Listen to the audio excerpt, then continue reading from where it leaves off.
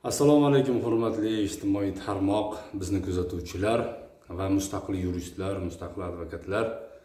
Bilasiz, bloger Farhod Temir Tirnoman mana 2025-yildan buyon biz murojaatlarni nafaqat rus, fransuz, nemis va ingliz tilida murojaatlarni yoritishni boshladik. Ya'ni bizga qilingan murojaatlarni nafaqat o'zbek tilida, ya'ni o'sha 4 ta chet tilida yoritib beramiz va hech qachon tarmoqlardan o'chirib tashlamaymiz.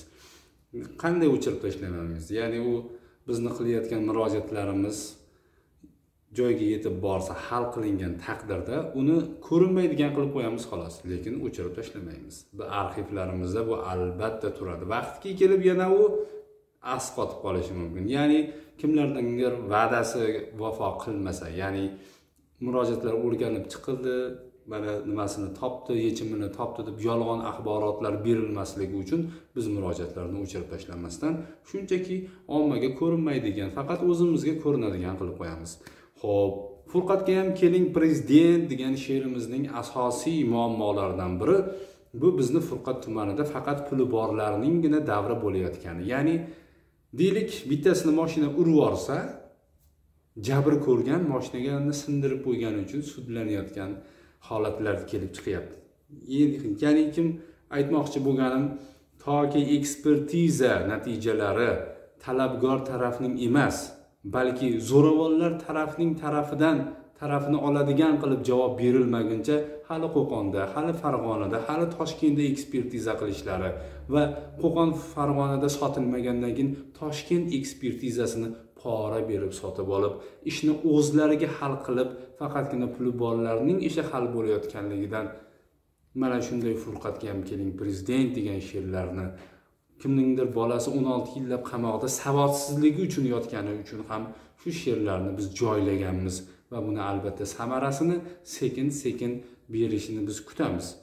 Va bugungi murojaatimiz ham mana shu sudlarning, ya'ni aynan sudlarning emas, balki ekspertiza holatlarini sotib olinishi. Bitta ish uchun 25-30 martalab sudlarga borilishi. Va albatta faqatgina jabrlanuvchi tomonning emas, balki aks tomonning g'olib bo'layotganligi, adolat qaror topmayotganligidan mana shunday biz video murojaatlarni qilishga majbur bo'lyapmiz.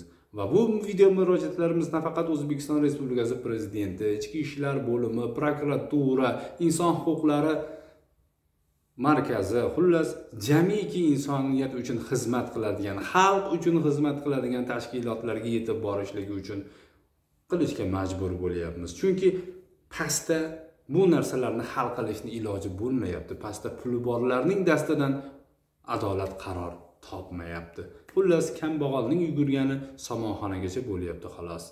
Bugungi murojaatimiz ham sizni befarq qoldirmaydi degan umiddamiz.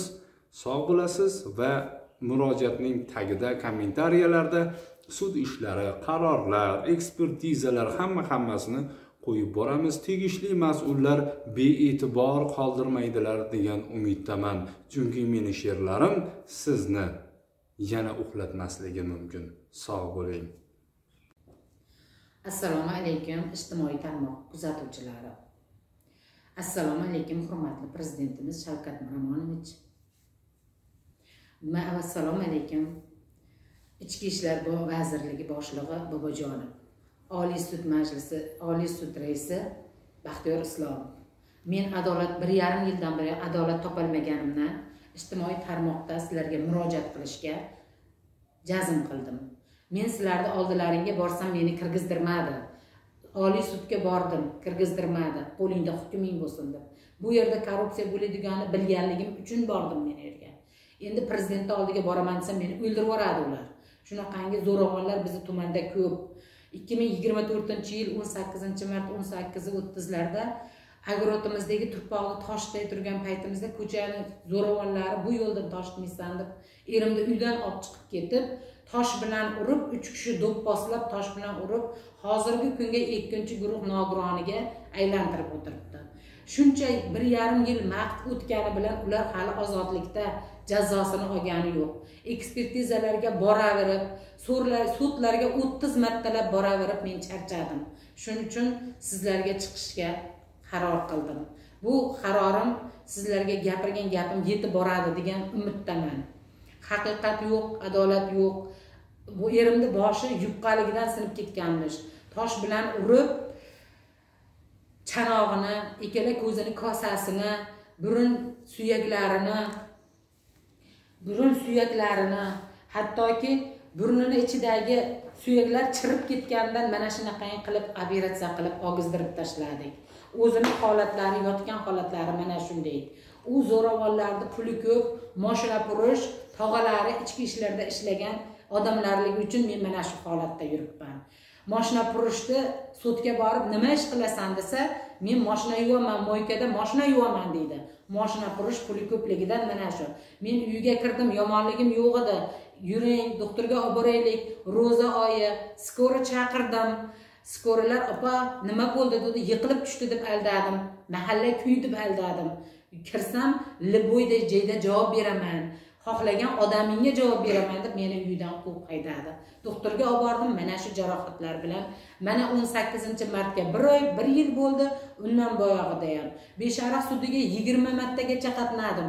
Beshariq sudida ularni ozodlikda cheklab 3 yil 6 oy, 3 yildan uy qamog'i berdi. Meni erim Yorimjon, meni boquvchim yo'qoldi. Hech kim buni inobatga olmadi. Sud davomida aytdim, erimda o'zgarish bor deb birov quloq solmadi. Farg'ona viloyatiga ekspertizaga yana qayta shikoyat yozdim. Ekspertizada og'ir tan jarohati bo'lib, ruhiyatida o'zgarish bor degan ma'lumot bo'ldi.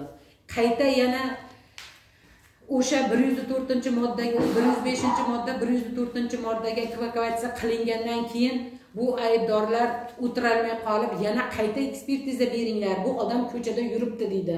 Ha, ikkinchi guruh nogironi oyog'i bo'lgani bilan yuradi-da, oyog'i bor yuradi.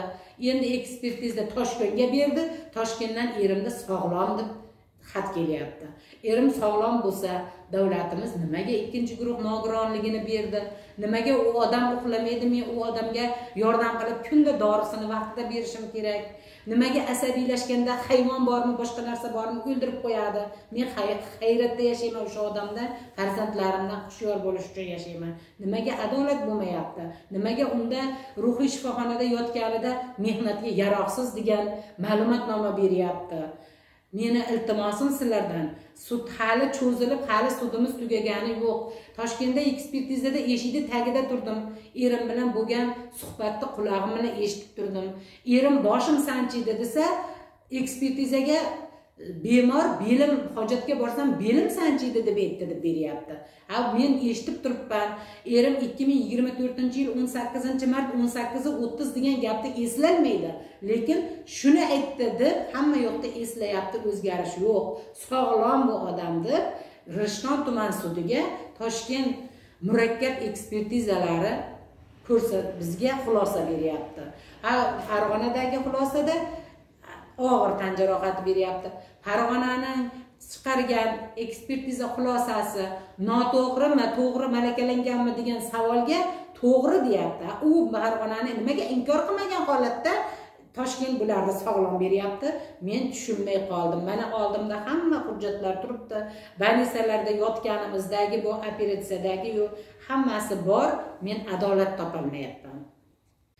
O'zbekiston Respublikasida o'tkazilgan murakkab sud ekspertizasining xulosasidan men qoniqmadim. Chunki men yerda eshikni tagida hamma suhbatlarni eshitib turganman. Boshim sanchiydi deganda belim sanchiydi deb berdi. Sanalarni bilmaydigan odamni sanalarni biladi deb berdi. Undan qoniqmasdan biz Rishton tuman sudiga qayta ekspertiza o'tkazishdi. O'sha ekspertizada men Abdoliy va Sanobar vakil bo'lib, qonuniy vakili bo'lganligim uchun o'sha yerda qatnashishimni so'rab biz qayta ekspertiza so'ragan edik. Rishton tuman sudi qayta ekspertizani rad qildi. Endi meni talabim qayta ekspertiza rad qilinadigan bo'lsa, o'sha ekspertiza o'tkazilgan Respublika ruhiy shifoxonasida o'tkazilgan ekspertizani video kamerasida syomkasini bizga tashlab bersin. Haqiqatni biz ko'raylik o'sha yerdan, erim sog'lomligini. Agar u kamera ishlamaydigan bo'lsa, syomka berilmaydigan bo'lsa, qayta ekspertiza guvohlar yordamida, xolis guvohlar yordamida qayta ekspertiza bo'lishini talab qilaman.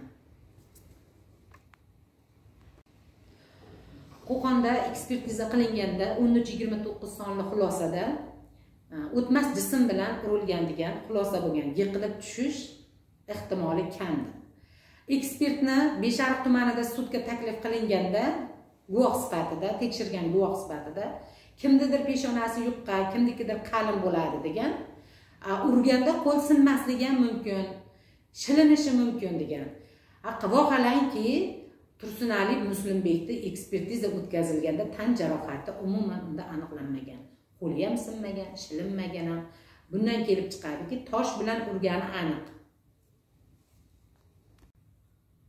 Jabrlanuvchi bo'lgan xo'jayinim Abdualiyev Xayrullohni Botir Ali Do'smatov Botir Ali, Tursunali Muslimbek, Normatov Shermuhammadlar 3 kishilashib guruh bo'lib urushgan. Bunda 105-modda 2-qism A bandi bilan ular aybli deb topilgan. Beshariq tuman sudida bularni ozodlikni cheklash bilan jazolashdi.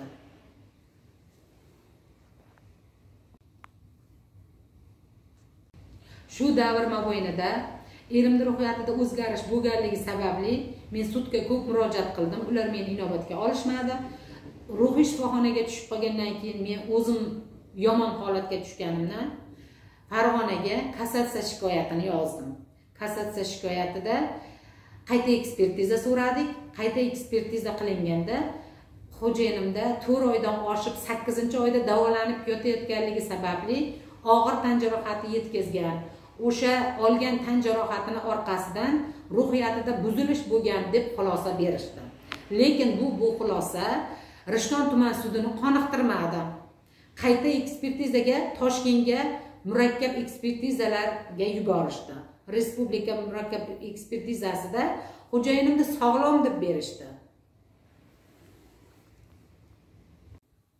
Men Oliy suddan, Bosh prokuraturadan mana shu jinoyat ishida adolatli hukm chiqarib berishlarini so'rayman.